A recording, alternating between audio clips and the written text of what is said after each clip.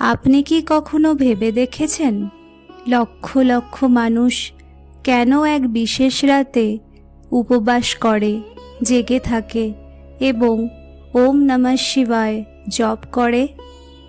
শিবরাত্রি কি শুধু একটি ধর্মীয় উৎসব, নাকি এর পেছনে লুকিয়ে আছে গভীর জীবন দর্শন, আত্মশক্তি ও পরিবর্তনের বার্তা?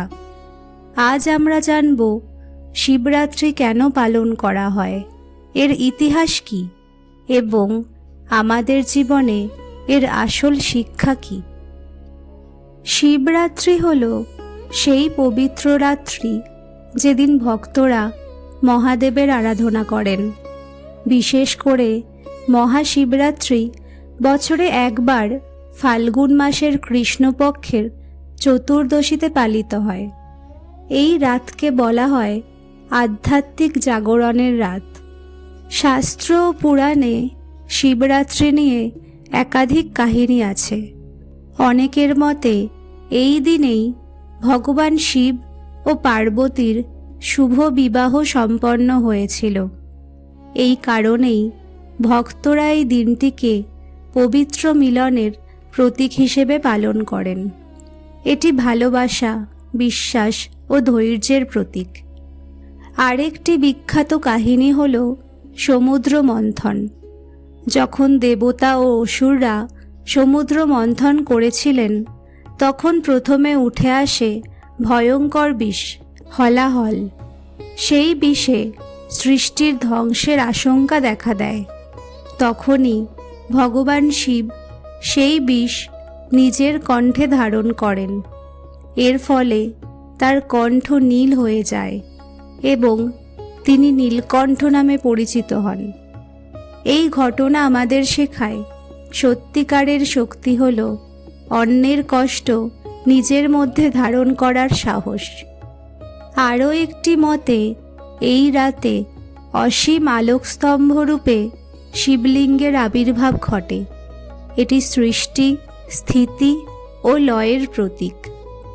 শিবরাত্রিতে ভক্তরা উপবাস করেন, সারা রাত জেগে থাকেন ও ধ্যান করেন। কিন্তু কেন? উপবাস মানে শুধু না খেয়ে থাকা নয়, এটি নিজের ইচ্ছাকে নিয়ন্ত্রণ করার অনুশীলন। রাত জাগা মানে অন্ধকারের মাঝেও সচেতন থাকা। ধ্যান মানে নিজের ভিতরের কোলাহলকে শান্ত করা। এই রাত আমাদের শেখায় শরীরের উপর নয়, মনের উপর নিয়ন্ত্রণই আসল শক্তি।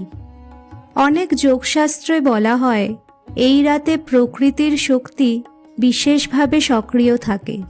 মেরুদণ্ড সোজা রেখে ধ্যান করলে মন ও চেতনার উন্নতি হয়।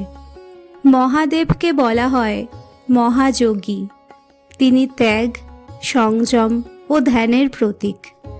অর্থাৎ শিবরাত্রি শুধু উৎসব নয়, এটি আত্মশুদ্ধির সুযোগ। শিবরাত্রি আমাদের মনে করিয়ে দেয় জীবন যত কঠিনই হোক না কেন, ধ্যান ও ধৈর্যের মাধ্যমে আমরা শক্তিশালী হতে পারি।